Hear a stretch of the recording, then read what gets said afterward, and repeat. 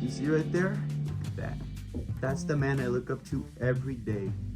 Before I go to school or class or anything, I tell Patrick how my day is gonna go, and I believe in that. And he tells me, your day's gonna go just the way you plan it. Patrick is my dog. But let's get to the point of the video. You clicked on this video wondering what is the weirdest WrestleMania match of all time. Fuck, I can't say the word, but the weirdest WrestleMania match of all time is also on the weirdest WrestleMania period. Like WrestleMania 36. The one without a crowd. It's the only one without a crowd. WrestleMania is gonna reach 40 years like this year. And this is the only one without a crowd. Like not a single crowd member. And the match I'm talking about is John Cena versus Bray Wyatt in the Firefly Funhouse match. Not the one at 30, just the singles match. The Fiend and John Cena in the Firefly Funhouse match. I'm gonna give you guys a rundown of this match. I don't think there's a single wrestling match that ever topped the experience I had watching this match live. Because when I was watching this, it was generational stuff. It was amazing. The match, it starts off with an amazing promo package. The one at Mania 30 clears, by the way. The one at Mania 30, insane. I love that one so much. The Legacy promo, it is so good. And this is my legacy. I used to think Eminem, like Eminem, the one that was rapping it, I thought it was Bray Wyatt. So like, until I searched up the song and found out it was Eminem, my world was shattered. John Cena was caught out by the Fiend in front of a crowd, and it was supposed to happen in front of a crowd. And they turned like this, like a match that was supposed to be in front of a crowd into a cinematic match. Like Drew McIntyre and Brock Lesnar didn't have that luxury. Rhea Ripley and Charlotte didn't have that luxury. Cena and Wyatt did. And my goodness, it is the best decision they made this whole entire year. Because this match is unreal. So let me give you some context as to why this match was really important for The Fiend. Because The Fiend, he just got back from getting shitted on by Goldberg at Saudi Arabia. And it was really bad. He lost his Universal title and made it look like a dumbass. So, you know, this match kind of saved his legacy. Let me get this clear. I might miss or misinterpret. I might miss some messages or misinterpret some messages that they have.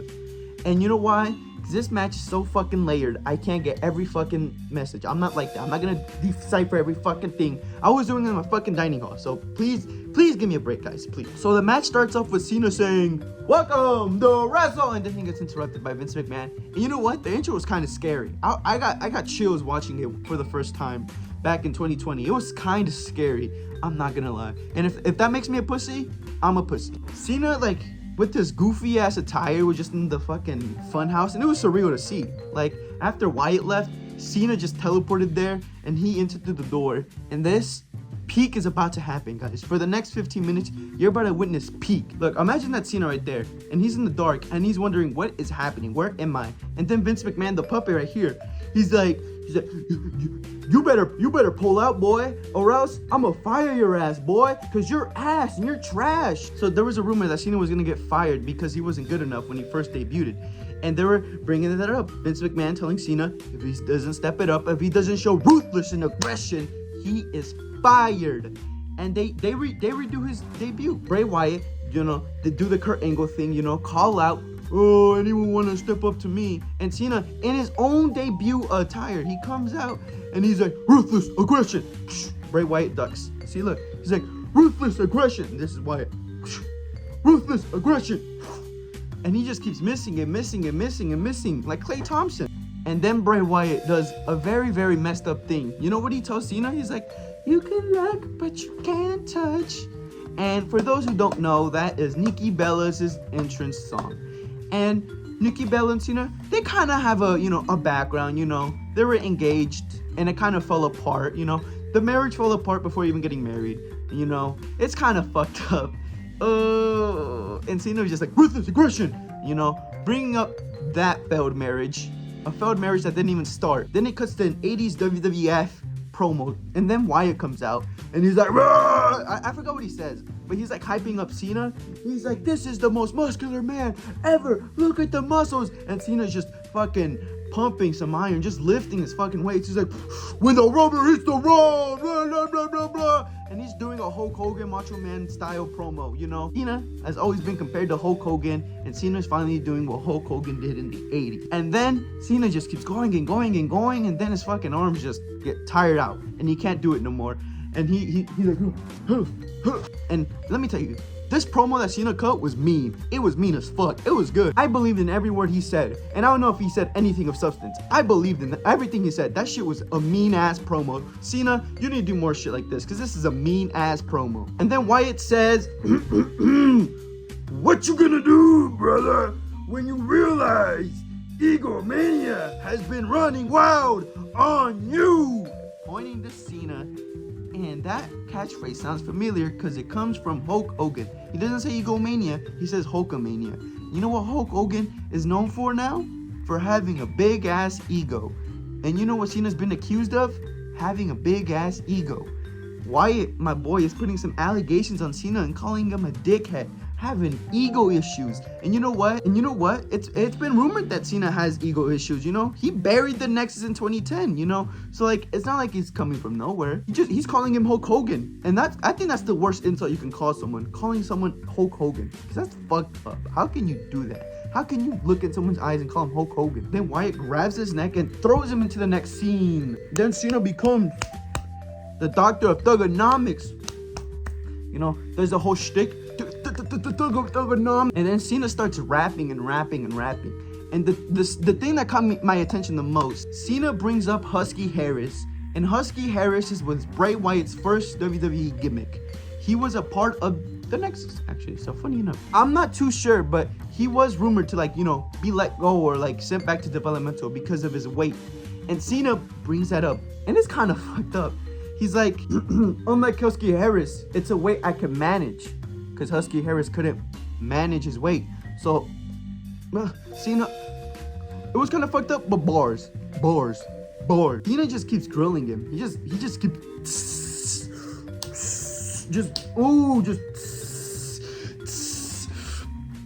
you want it well done?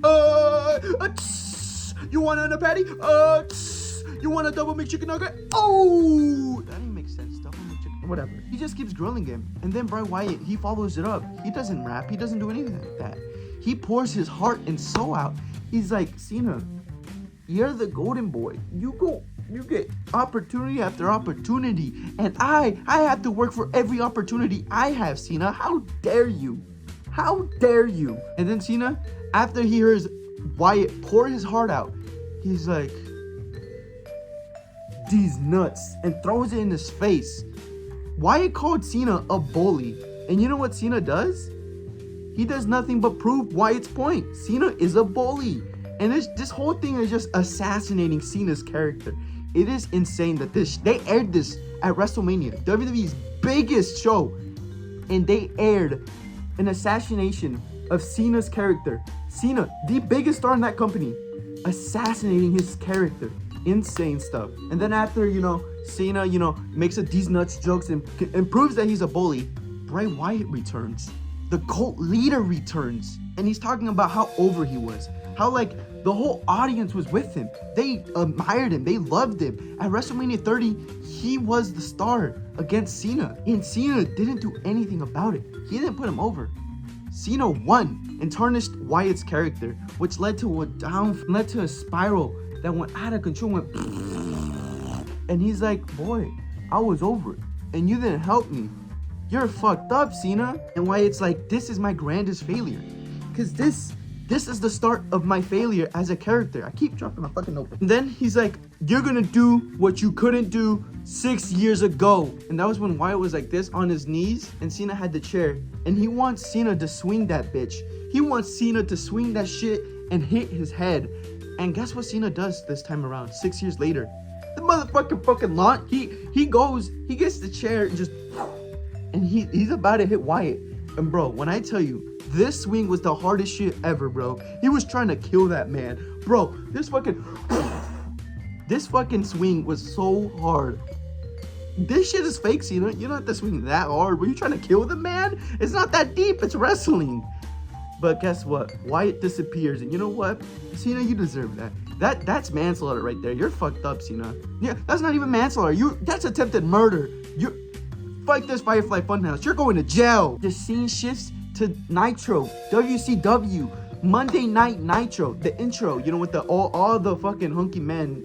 I don't know what they're doing, the intro. But Bray Wyatt becomes Eric Bischoff. And he's introducing John Cena, who's now in the NWO. And John Cena's coming out. He's like, I don't know this song. I have never seen a Nitro episode. And it shows clips of Hogan being heel. It's showing the thing that Hogan did that Cena couldn't do. The thing Cena could never do. Turn heel. And you know, they were showing Hulk Hogan spraying people, beating people up. John Cena was living up to what he was supposed to do, but he could never do. And that was turn heel. Then Cena takes off his hat and attacks him. And he gets him on the ground, starts beating him up, showing clips of Cena's biggest failures. Him losing to Edge, him losing to Shawn Michaels, RVD, CM Punk, AJ Styles, Undertaker, Roman Reigns, his biggest losses. And then eventually, Bray Wyatt becomes a pig. And then Cena's like, he's realizing what he is, what he has become. And it's too late. My boy, you're fucked. You're fucked. Because then the Fiend comes out. And he's like, boy, you're fucked. He grabs his mouth on some kinky shit. Just okay, that was really nasty. But he grabs his mouth and starts choking him out in the mandible claw. Match is over. There's also a bonus clip after the match is over. After Wyatt counts to 3, 1, 2, 3, and the Fiend wins. There's a Titus O'Neil pops up and he's like, "What just happened?" Like, was that really necessary? It wasn't. But thoughts on this match? The match is unreal. It is an unreal piece of media in wrestling. It is a 5-star match. Even if it's not a match, it's 5 stars regardless. It is amazing. Amazing that WWE even did this. This is the most anti-WWE shit on the most pro-WWE show ever. I ran out of storage. I gotta make some more. Okay. Please subscribe so I can get a new phone and more storage. Okay. WrestleMania is propaganda for WWE. And they aired this anti-WWE shit on WrestleMania. And you know, it might have been the weird one. It might have been the weird WrestleMania, you know, but still, the point still stands. This is an unbelievable piece of wrestling history. I think this, personally, in my opinion, Cena's and Wyatt's best WrestleMania match ever, point blank, period. And you know, it's a shame. It's a real shame that Wyatt's and Orton was the year after this. But this match is unreal. 5 out of 5 stars. It may be the weirdest WrestleMania match ever. Like ever. But it is so good. It is so good. Guys, go out of your way to watch this. Watch it wherever you watch wrestling. Watch this. It is peak. This is unreal. You had Cena being called a bitch at WrestleMania, being called a bully, being called a bad person, an egomaniac, being called Hulk Hogan. This match is good. It is so good. The peak of these two superstars' WrestleMania career. Unreal. Go out of your way to watch this, guys. I beg of you. Because this match is so good. It is amazing. Amazing. One of the best WrestleMania matches of all time. The weirdest WrestleMania match of all time? Yes.